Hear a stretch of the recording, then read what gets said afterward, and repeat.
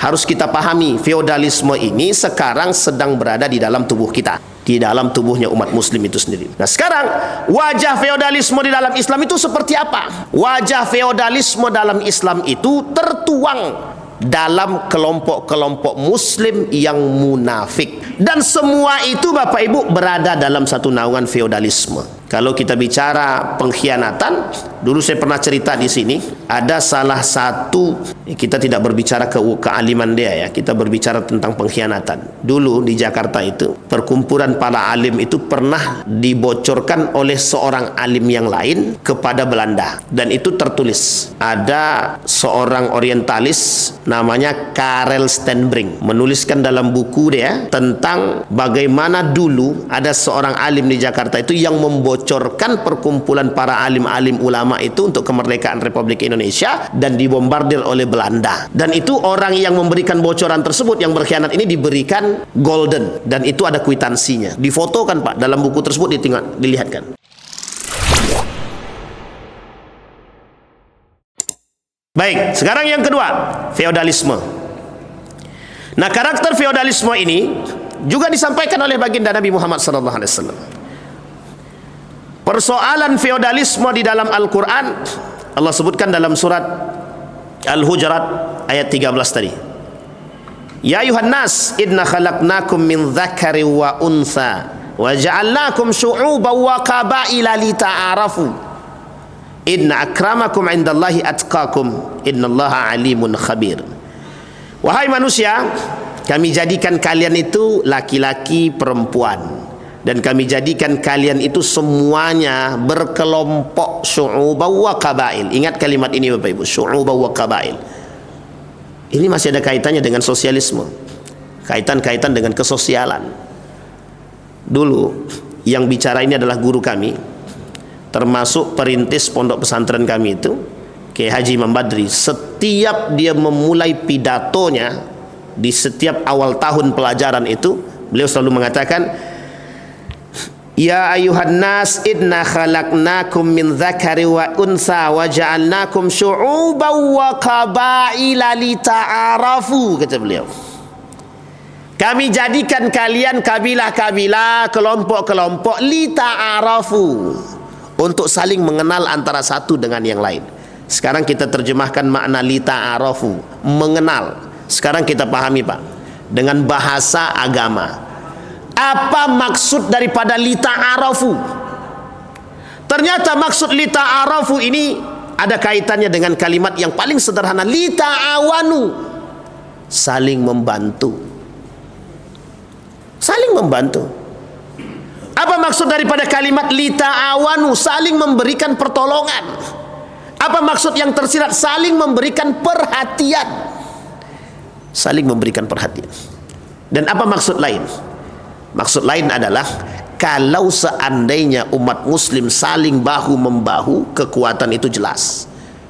Tapi kalau umat muslim itu bercerai-berai dalam kalimat wa'tasimu bihablillah wala tafarraqu, jangan kalian bercerai-berai. Maksud itu sederhana Pak. Bercerai-berainya umat muslim hari ini disebabkan karakter-karakter yang tadi kita sampaikan, dan menjadi lemahnya umat muslim. Perpecahan. Dampak yang paling besar perpecahan. Tidak usah jauh-jauh Pak.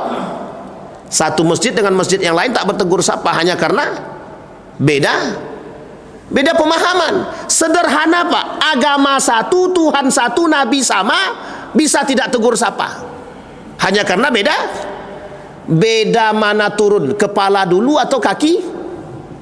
Kalau kepala dulu dan kaki dulu kan lain Pak. Antara tangan dulu dengan lutut dulu. Hanya karena beda tangan dan lutut yang turun duluan, suami istri bisa cerai. Coba bayangkan. Itu kan sederhana Pak. Maka kalimatnya lita'arafu tidak bisa dimaknakan begitu sederhana, tidak bisa Pak. Saling memahami, saling memahami, saling menasehati, saling memberikan maklumat. Kita paham keadaan mereka, mereka harus paham keadaan kita. Saling memahami Pak. Makanya kalimatnya wasbiru, kata Nabi, bersabarlah, kata. Perbedaan yang sifatnya tidak terlalu membahayakan kita, yang berdampak pada perpecahan. Kalau tidak muncul namanya Masjid Dirar, Ustaz. Iya betul juga. Kalau tidak muncul namanya Masjid Dirar. Tahu kan Bapak Ibu sejarah Masjid Dirar ya? Itu Masjid Dirar ya begitu sejarahnya. Nah sekarang ada. Jadi bukan hanya rakus, bukan hanya persoalan politik aja sekarang, tapi juga persoalan agama. Individualnya bukan hanya urusan politik saja, ekonomi saja, tapi juga sudah merambah kepada urusan agama. Masjid ini masjidnya Muhammadiyah, ini masjidnya NU, ini masjidnya itu Persis, Perti, Salafi. Setiap orang diantaranya punya masjid masing-masing. Udah masuk aja masjid kalian, tak usah masuk masjid orang lain gitu. Coba bayang, sampai masjid pun sudah diatur begitu sekarang. Ini masjid kelompok A, ini masjid kelompok B. Akhirnya yang terjadi apa? Berkelahi, masjid kosong. Yang terjadi apa? Perpecahan. Yang terjadi apa? Umat muslimnya lemah. Yang terjadi apa? Kita digerogoti orang. Yang terjadi apa? Kebahagiaan bagi orang-orang yang tidak suka dengan Islam. Inilah yang disampaikan oleh orientalis tadi. Kebahagiaan kami adalah ketika membuat umat muslim itu terpecah belah. Selesai Pak, sampai di situ. Dampaknya sederhana. Karakter yang ditimbulkan oleh orientalis tadi adalah karakter yang ditimbulkan oleh kapitalisme adalah karakter yang mereka timbulkan dari perang pemikiran tersebut satu saja, individualisme. Dan dampaknya besar.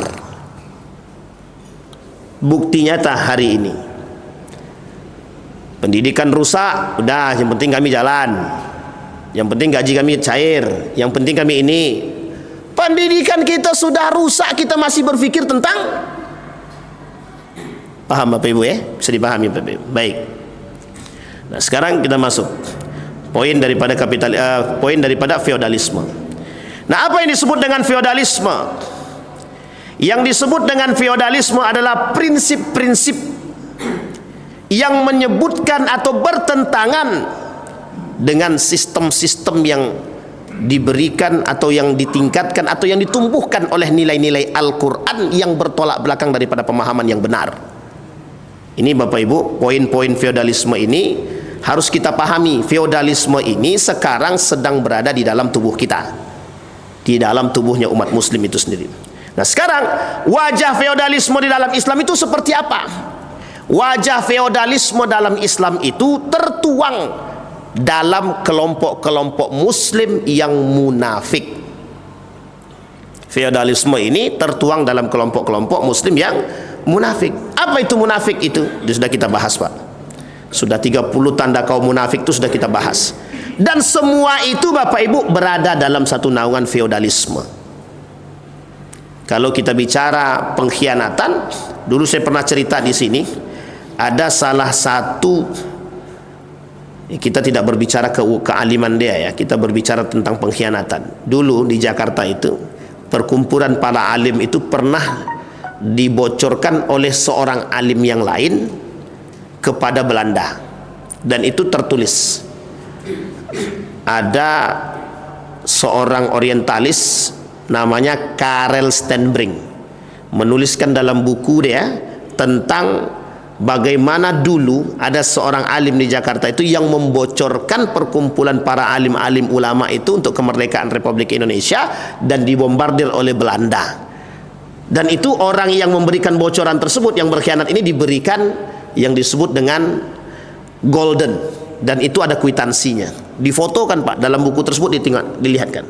Jadi ketika ada yang protes, mereka bisa kasih bukti bahwa beliaulah yang orang yang memberikan informasi, dan itu terjadi ternyata Pak. Nah ini poin-poin pengkhianatan.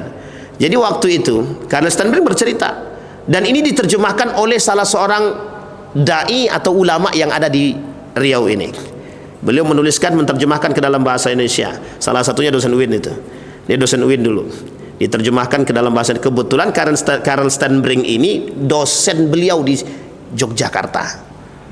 Diterjemahkan Pak, ditulis buku tersebut. Penulisnya adalah Karel Stenbrink.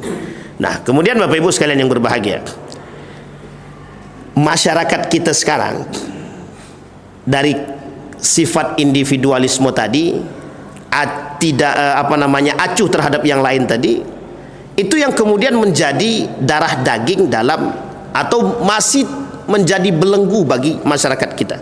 terkhusus umat muslim. Mengapa umat muslim tidak bisa lepas daripada itu? Mengapa umat muslim masih bersandar pada hal tersebut? Ada banyak faktor.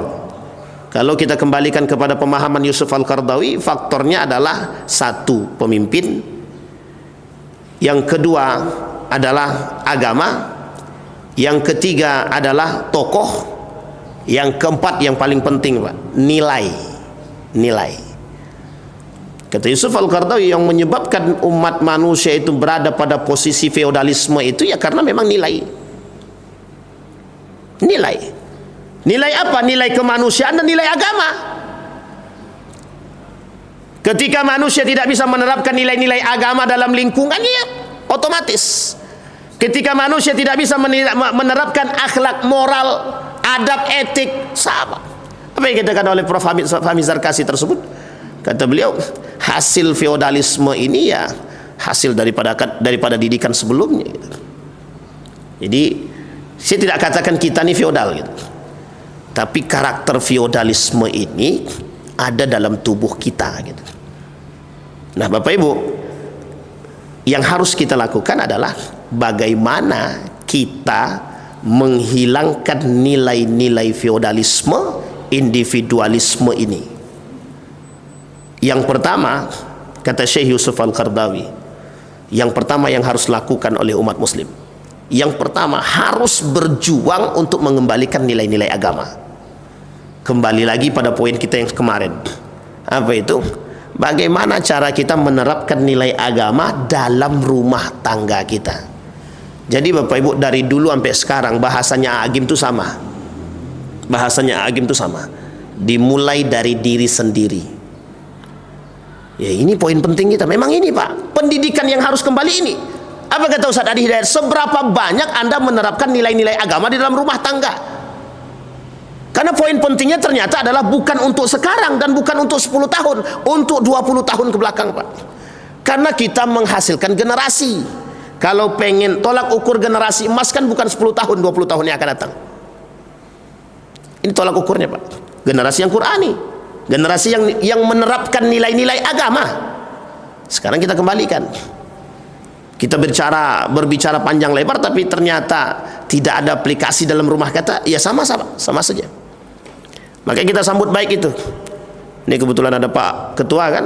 Kemarin ada apa namanya itu, ide cemerlang dari Bang Endar untuk membelikan satu rumah, satu buku sirah Nabawiyah. Bukan hanya untuk dibeli, tapi kalau bisa ya harus kita terapkan karakter-karakter itu di dalam rumah gitu. Karena memang figur kita yang hilang ya memang ini Pak. Kita kehilangan figur. Ulama banyak tapi figur kita hilang. Kita punya banyak ulama tapi figurnya nggak ada gitu. Nah, apa yang harus kita lakukan? Kembalikan nilai-nilai agama tersebut. Di mana? Di dalam rumah Pak. Mau tidak mau kita harus yang menghilangkan. Mau tidak mau. Jika kita mau, peradaban Islam itu ada. Jika kita mau, adab itu ada. Nah maka Bapak Ibu, bahasa adab itu cakupannya 3. Ilmu, iman, amal. Itu dia menghasilkan adab. Maka poin penting kita adalah dari perang pemikiran itu cuman itu Pak, tak ada yang lain. Poin daripada perang pemikiran itu menumbuhkan ilmu, iman, amal. Kita berilmu, kita beriman, kita beramal. Aplikasi. Nah dimulai dari mana? Rumah kita sendiri. Karena hari ini semuanya struktural Pak. Semua sudah. Bapak Ibu mau lihat di mana-mana Syiah sudah masuk. Di mana-mana PKI sudah masuk. Apa yang tak masuk sekarang? Di mana-mana kaum liberal. Jadi sekarang ini di sekeliling kita liberal ada, komunis ada, Syiah apa tak lagi. Uniknya sekarang muncul pula aliran-aliran sesat yang aneh-aneh itu. Nah sekarang kita berada pada posisi yang seperti apa? Apakah bersama 4 orangnya atau kita berada sendiri? Masalahnya kita abu-abu juga, berkelahi dengan sesama. Di mana kita bisa kuat? Tidak ada Pak. Nah, di sini poin penting kita. Jadi kita harus tumbuhkan kembali. Setidaknya Bapak Ibu mohon maaf, aplikasi yang disampaikan oleh beliau, saya mengutip dari perkataan Ustaz Adi Hidayat itu, setidaknya di rumah Anda ada Al-Quran. Itu setidaknya kata beliau. Nah, apa maksud beliau itu? Setidaknya di rumah Anda ada anak, ada orang yang paham akan Al-Quran, sehingga mengaplikasikan nilai-nilai itu mudah. Imam Al-Ghazali sebelum dia wafat itu sama Pak, bagaimana memberikan satu sistem yang baik dalam pendidikan rumah tangga. Imam Al-Ghazali muridnya udah selesai, muridnya sudah selesai, sudah keluar semua. Apa yang dilakukan oleh Imam Al-Ghazali? Ditulis buku, judul bukunya Ayyuhal Walad, nasihat buat murid-muridnya agar tidak terjerumus dalam jurang yang salah. Sekarang kita sudah sangat genting, ya tergantung pada Bapak Ibu semua, ambil kebijakan sendiri.